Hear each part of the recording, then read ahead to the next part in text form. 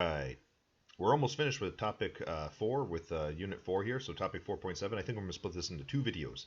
So we'll do one where we're just talking about the concepts, and then we'll do another video which is just wrapping up and going over the review questions, and I think we'll be done. All right, so the loanable fund markets. Loanable fund market, module 29. We're almost there. All right, so first, before we get into it, think about this. We're talking about loanable funds, so I want you to consider both sides of a loan. So let's say you're a saver. You're somebody who doesn't like spending money, and so you hold on to cash. And this is, probably going to be like banks and stuff like that. That's what we're using in this example. So you're a saver. You don't like spending money, so you start saving up cash. How willing would you? How willing would you be to lend out money if there was a 0% interest rate? Well, if you have the money and somebody wants some of your money, right? And they offers, they say, hey, can I have some money? I'll pay you back 0% interest. You probably laugh in their face because that's a ridiculously low amount of money, and you have no incentive. You have no reason to give somebody your cash. In fact, you're actually hurting yourself because, keep in mind, like, changes in the price index and inflation. If you give up 0% interest rates, you will lose money in the long run. So, because you have to consider like the real interest rate here, and you'd be getting a negative interest rate with inflation factored in. Okay, but then think about this. What about 1% interest? How about 2% interest? 5%, 10%, 25%?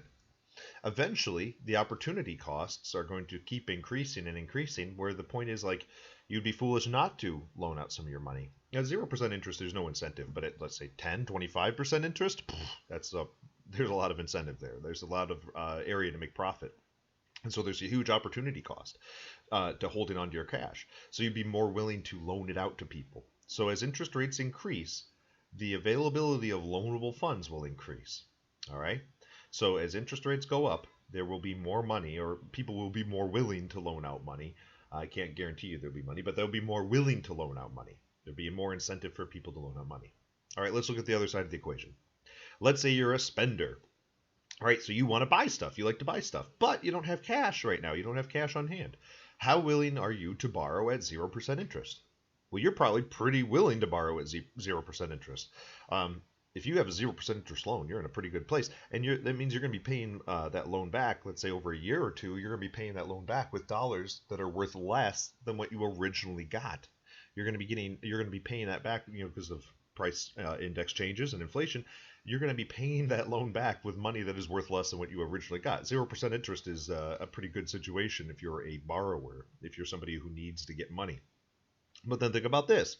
If 1% interest, 2% interest, 5%, 10, 25% interest, how willing are you to borrow money? As interest rates increase, you are less likely to borrow money because it's going to cost you more, right? And so your opportunity costs are increasing. Your opportunity of using that or borrowing that money, it's gonna start hurting you. So you don't want to. Well, basically, if you haven't figured out, this is what we're talking about. Suppliers, people who have cash. Before I start muddling things and getting screwed up here, people who have cash, right? As interest rates, and notice it's real interest rates. Those are always kind of calculated in hindsight. However, banks and lending institutions are going to try their best to figure out what the real interest rate's going to be, barring external things that can change things. They're usually pretty accurate. So they're going to try to figure out, how willing they are to loan out funds depending on the interest rates. As interest rates increase, they are more willing to give out money. They are more willing to loan out money because they have a bigger return on their investments, right? Meanwhile, people who are borrowing money, they want lower interest rates. When interest rates are low, they are very willing to, quantity of loanable funds. They are very willing and to go out and get loans at 1% or 0%. Let's say you're like right down here on the bottom, right? You can just kind of extrapolate here. 0% loans, right? I would love to get a 0% loan. So when interest rates are low, very high demand for loanable funds, for money. Meanwhile, when interest rates are high, they'll have a higher supply. So this is pretty much your standard supply and demand curve. But instead of talking about like, supply and demand of oranges or whatever, just talking about supply and demand of money that is available in the economy, money that is available for loans. Now, I need to stop and just remind you that we're talking about section or topic 4 here, unit 4, the financial sector, and this is economics. You might be thinking, well, I'll just get a loan to cover up some of my other debts or something. That's not good for a lot of reasons, and that's also not how we're going to think about it in economics. In economics, when you get a loan, you should be getting that money to invest. You're building your company, you're you know buying some property or other financial assets. So if you are getting loanable funds, it should be money used for investment, and that's a key thing to remember. And we're going to talk about it a little bit later on here in this video. All right, so we have a supply and demand curve, and just like every other supply and demand curve, we can see shifts. All right, we can see shift happens. So we're going to see it's going to shift, and we're going to talk about demand first. So what can shift demand in the loanable fund market? So let's say you're at equilibrium point. What can make you move from one to another? Well, let's say a new industry opens up. Let's say there's another gold rush or something like that. The example I'm going to use here is space, because there's been a lot of talk in the last couple of years about the potential of space mining in the next 50 or so years, which I don't know if it'll ever happen, but it works for our situation here. So let's say a new industry opens up and people need money to invest and start up. So let's say space mining becomes feasible. I need money for spaceships and launch pads and robots and all sorts of stuff that I need for the space mining operation. Well, this new industry has a high potential for return. It's like a new gold rush, right? Like going, the 49ers and stuff. There's a high potential for return, and so there's a lot of people who are wanting to jump into this new market. You guys are too young, but think like early 2000s computers and stuff like that, and the internet technology, and we see these giant booms as everybody was trying to invest. Well, what's going to happen? All of a sudden, there's a huge demand for loanable funds. The supply hasn't changed. The amount of money available hadn't changed. There's going to be other factors that can move that. I mean, banks have certain amount of excess reserves available for loaning out, and so they've got that money sitting there. But what did change is demand. So all of a sudden now, the bank opens up their doors 8 in the morning, probably more like 9 in the morning, and they open up their doors, and there's a huge line of people demanding millions of dollars of loans and draining the banks of their excess reserves. Well, what's going to happen?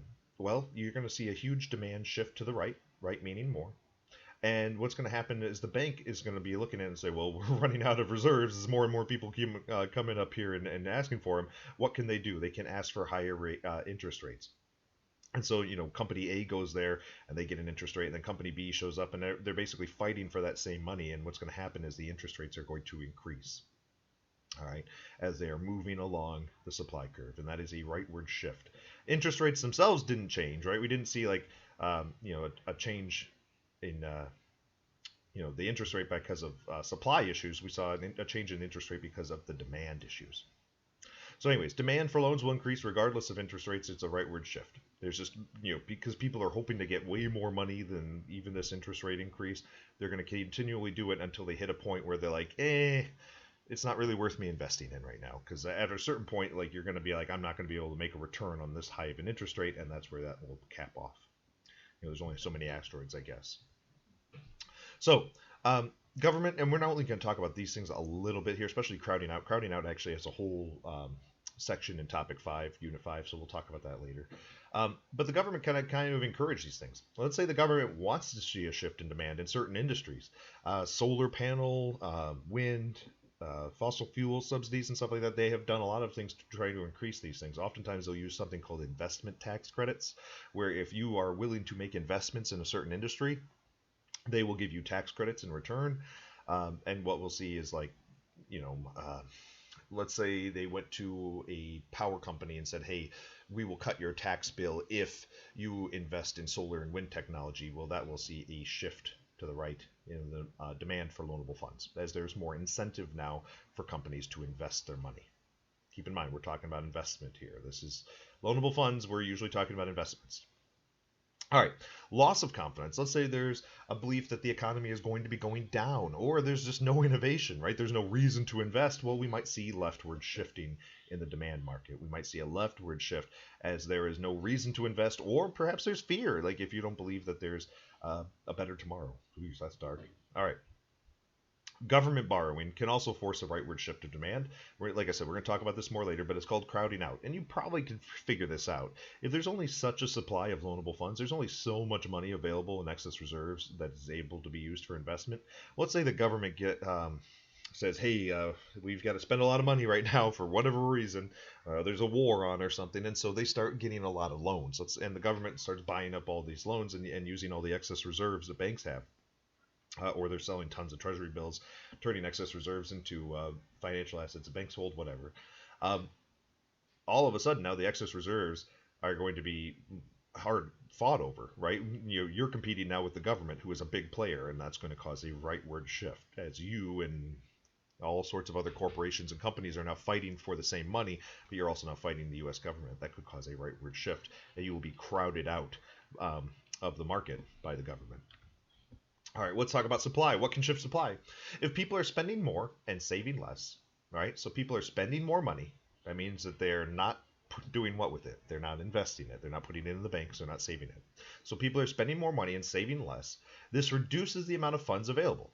Think about it. If you take all your money out of the bank and you go and spend it all, that'll have an impact on GDP, right? We'll see money moving around there, spending multipliers and stuff like that. But what happens to the amount of money that's available now to be loaned out? Well, it's going to decrease. Right, that'd be a leftward shift of supply, as there's now less money in the bank, less money, for required reserves, less money for excess reserves. And remember that excess reserves is what goes on to grow the economy and goes on to be used for investment and so on. All right. So let's say, this goes on for a little while, and then eventually the spending stops. People decide to start putting their money back in the banks, and that will shift things back to the right. All right, so we can see, as people use the banks essentially, and companies use the banks, it should flip-flopping back and forth. Overseas banks. So let's talk about this for a second. Let's say overseas banks or overseas investments in general, like people from outside of the United States of America, will oftentimes use U.S. banks for security. Think about the impact that's going to have on the United States of America. So we have our own independent internal GDP and our own independent national saving. But let's say, and this can get complicated fast, but let's say Chinese billionaires decide to put all of their money in U.S. banks because they believe they're more secure than Chinese banks. Well, what will be the impact? Well, if they put their $1 billion into a bank and the bank keeps 10% of it, what do you think the bank does with the other 90%? Well, that 90% becomes excess reserves that they then loan out to, hopefully, American corporations and American citizens. And, of course, it can get international, it gets really complicated. But that money then becomes loanable funds, and that would be a huge rightward shift of supply, as we see a big influx now of loanable funds. So as you put more money into the bank, we see a shift in loanable funds. We see a shift in supply. If you take all your money out of the bank, then you're going to see the opposite shift. You're going to see it harder. Think about the impact on interest rates. Right, it should be pretty obvious. If the supply of loanable funds decreases, so for whatever reason people are taking all their money out of the bank, well, then all of a sudden interest rates are going to increase. The demand for loanable funds hadn't changed, but the supply did. The availability of loans. Now it's harder to buy a house. It's harder to get an investment loan for your company, whatever. And so interest rates will go up. And then the opposite can also be true as banks increase their excess reserves. All right, now we're going to start getting a little bit more complicated here. How much money is saved? And really, it just shouldn't be that complicated, but it's going to look weird, drawn out. Just remember Y is equal to GDP. C is consumer spending, consumption. G is government spending, and I is investment money. All right. So how much money is saved? How much money is the supply? How much money is the loanable fund market? The best way to figure this out is by how much money is spent and then how much money is not spent. And remember, when we're in economics, we're not just talking about just having a big stack of cash or a briefcase full of cash. If you have money left over, what should you be doing with that money? You should be investing it. I mentioned that to you earlier. That's this concept's going to come into play. All right. For our example, and for what we're going to talk about, and for this course, we're just going to imagine a closed economy, no exports, no imports, and that's just going to leave us with C, G, and I. Like I said, if we're going to start thinking of international banking and stuff, it's going to get complicated really fast, and it's kind of beyond where we need to be. So we're going to look at consumer spending, government spending, and investment spending just inside the United States of America with GDP. And now we're talking about how much money is saved, how much money is spent, and how much money is not spent. All right. So national savings, which is usually drawn as a uppercase S, is equal to the combination of public and private savings. And you're like, okay, that kind of makes sense. The savings of a nation are what the public is spending, what the private industry is, government and private, so consumers and government spending savings, how much money is left over after they've done all their spending. Okay, we can kind of wrap our heads around that. What is it going to look like? Well, basically, savings are equal to GDP. So the total amount of consumer spending, goods and services changing hands and so on like that, minus consumption spending, minus government spending, and that should give you whatever's left, whatever money is left over, whatever money is left for saving. And now you might be looking at this and say, wait, whoa, whoa, whoa, whoa, whoa, whoa. GDP minus consumer spending minus government spending. Wait, there's a letter missing. There's a letter missing here. All right, we said GDP is equal to consumption, GDP, and investment. Well, okay, we're stripping out consumption spending. We're stripping out government spending and then out of GDP. Think about this. What are our national savings in economics? What are savings? What should savings be used for? You put your money into the bank, and the bank doesn't just hold it because they love you. Don't just sit on it. What do they do with that money? Well, they use it for investment. So national savings is the money that will be used for investment. And it's, this math and these equations look kind of daunting at first, and they seem kind of weird. Just think about what we're actually kind of talking about here. We're figuring out, how much money is being saved. It's investment spending. So national savings, for the most part, you'll be fine figuring out that national savings and investment spending are the same. All right. So savings are equal to GDP minus consumption minus government spending. Private alone, so just looking at the private, like private citizens and stuff like that, private alone would be GDP minus consumption spending. Public alone would be government, basically GDP minus government spending. You may, on occasion, need to consider taxes, and that's where this equation gets weird, okay? And you're like, oh, now there's a T in there and stuff. Just keep in mind, we're just robbing Peter to pay Paul, okay? It's not that bad. So think about this. Taxes are the income for the government, and it comes from the private sector.